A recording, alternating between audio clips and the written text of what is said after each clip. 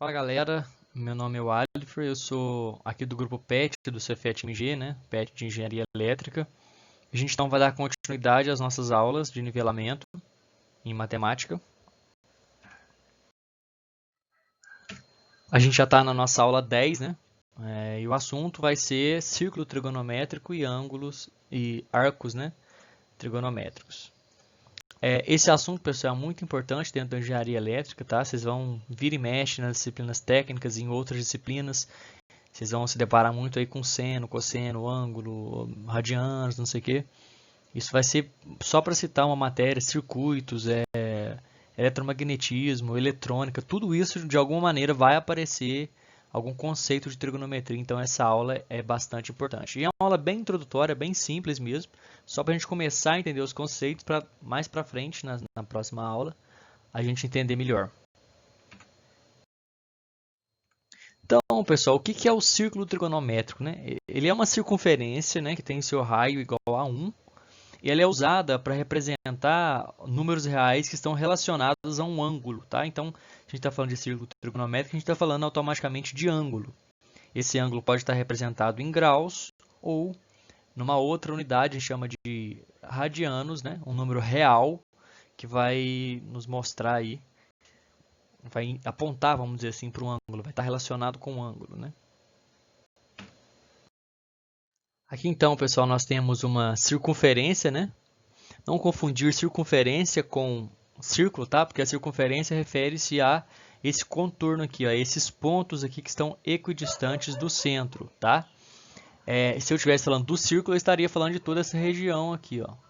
Toda essa região compreendida dentro do entorno aqui, né? Dentro da circunferência. Agora, imagina o seguinte, imagina que eu pego essa circunferência e divido ela aqui, ó. Sempre passando pelo centro, né? Divido mais uma vez, 4, né? 6. Aqui não passou pelo centro, mas deveria passar aqui, ó. Tá? 8. E a gente vai dividindo essa circunferência e a gente faz isso 360 vezes. Tá? O que vai acontecer? O ângulo, né? A inclinação entre os dois raios mais próximos aqui, ó, um do outro, vai ser sempre 1 grau. Então é por isso que a gente fala que uma circunferência ela tem 360 graus, tá? Porque dividindo, fazendo essa divisão aí, né, traçando esses raios, a gente vai ter sempre 1 grau entre um e outro quando eu fizer aí os 360 vezes. Então é assim, né, basicamente assim que a gente tem o círculo trigonométrico. Então tá aqui, ó, uma outra representação dele, né, para nós. Então imagina o seguinte, imagina aqui que eu coloco um eixo, que eu vou chamar eixo do seno, e coloco um eixo vertical, né, e coloco um eixo horizontal que eu vou chamar de cosseno. A gente vai entender mais para frente, não nessa aula, mas a gente vai entender o que é o seno, o que é o cosseno. Por enquanto, para nós vai ser só esse eixo aqui horizontal e esse eixo vertical aqui, tá? Imagina então que eu tenho isso. Nessa situação, eu vou ter aqui ângulos compreendidos dentro desses eixos, dentro dessa circunferência aqui. Como eu falei, ó, se eu dar uma volta completa, eu vou ter 360 graus. Se eu der meia volta, obviamente eu vou ter 180 graus, né? E se eu dar metade dessa meia volta, né? 1/4 da volta, eu vou ter 90 graus. Se eu der mais a metade ainda, eu vou ter 45 graus. 45 graus. Lembrando, pessoal, que o sentido que gira aqui é no sentido anti-horário, tá? Se eu estiver tratando desses ângulos positivos. Convencionalmente, nós falamos que no sentido anti-horário nós temos ângulos positivos. Se a gente quisesse tratar esses ângulos aqui negativos, né? Por exemplo, aqui o menos 45 graus, é só a gente andar no outro sentido. Tá? A gente vai andar no sentido negativo, mas não vai ser o nosso foco aqui não. Você pode aplicar o mesmo raciocínio que eu vou explicar aqui, só mudar o sentido. Então vamos tratar dos ângulos positivos, tá? Nessa situação específica aqui, então, nós temos aqui então o 45 graus, né? Temos o ângulo de 45 graus. E a gente pode representar aqui qualquer ângulo, tá? Qualquer ângulo a gente vai representar aqui dentro do círculo trigonométrico. Mas eu tinha dito para vocês que esses ângulos estão associados a um valor real, né? Um valor.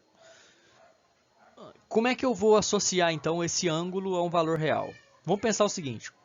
Eu tinha dito no início dessa apresentação que o raio aqui, né, era 1, o raio do círculo trigonométrico era 1. Então vamos pensar o seguinte, se eu der uma volta inteira aqui, ó, tá? Uma volta inteira aqui, ó. O que eu vou ter?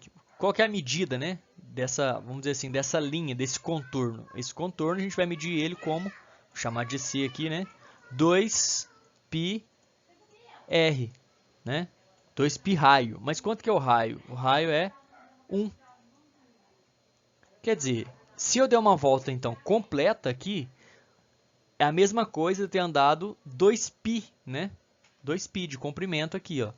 Então, automaticamente a gente vai associar, ou associou-se, né, o 360 graus ao 2π. Eu vou representar o 360 graus como 2π. A mesma coisa, se eu quisesse representar o 180, obviamente, né, seria π. Entendido? Então é assim que eu faço a representação. Quando que eu uso um, quando que eu uso o outro? Normalmente em funções matemáticas é mais comum, a gente vai, na verdade, vai usar mesmo o radianos. Essa unidade, esse a gente vai chamar aqui de radianos, né? A gente vai usar a unidade dos ângulos em radianos. Por quê? Porque é um número real, né? Quando a gente está tratando de função, a gente está tratando de números reais. Enquanto o ângulo aqui vai estar em graus, não é necessariamente um número real. Aí quando a gente usa graus? Lá em geometria, que é mais fácil de visualizar, né? Quando você tem que ter uma noção espacial às vezes, então é mais comum utilizar o radianos. Mas aqui, pessoal, se eu fosse representar em forma de radianos, por exemplo, 360 seria 2π. Né?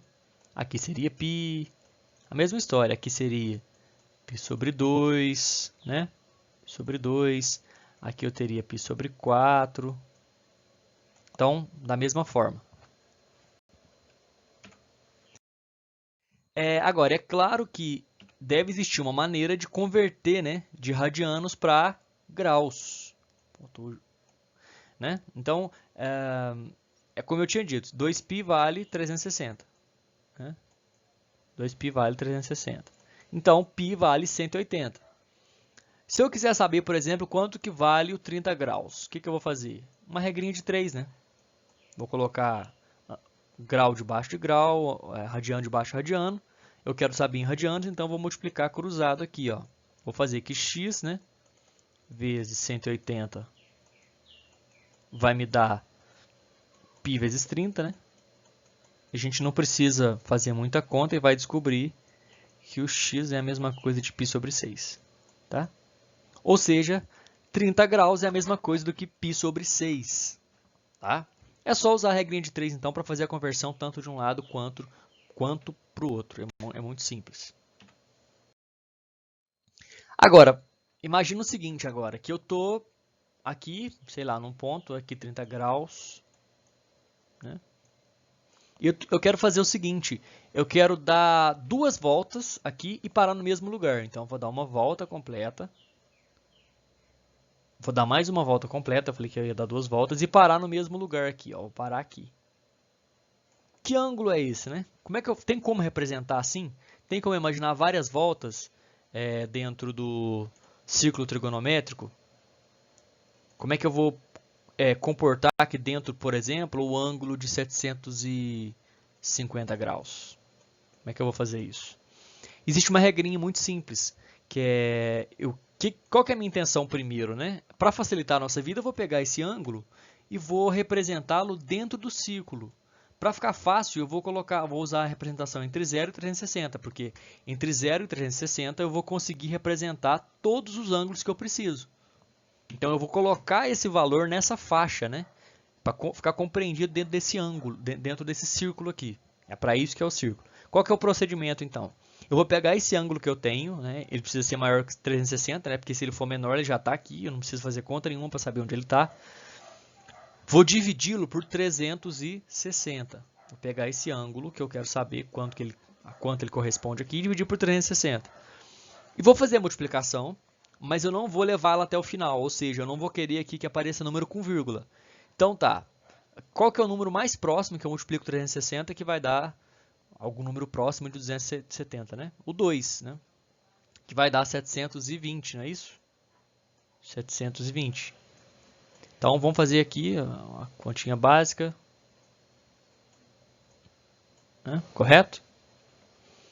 que significa isso? Eu não vou continuar a divisão, porque o número agora já é menor que 360, eu não quero número com vírgula. O que isso aqui representa para nós? O 2 representa quantas voltas que eu dei, tá? Número de voltas. E o que sobrou, o resto, representa o ângulo que eu parei. Representa o ângulo no círculo trigonométrico. Então, 750 é a mesma coisa do que 30 graus. Independente do valor que eu queira aqui, né? Independente do valor aqui, ó, desse ângulo, desde que ele seja maior que 360, com essa operação eu vou conseguir saber em que posição que eu parei, quantas voltas que eu dei, no caso eu dei uma volta, 2 voltas, né? E aí eu vou poder então saber qual ângulo que eu parei, correto? Isso aqui também pode ser bastante útil, tá? Se aparecer um ângulo de 1000 graus lá, como é que você vai representar ele no círculo trigonométrico? Você vai fazer essa operação. Beleza, pessoal? Então, basicamente, essa aula não é nada além disso, tá?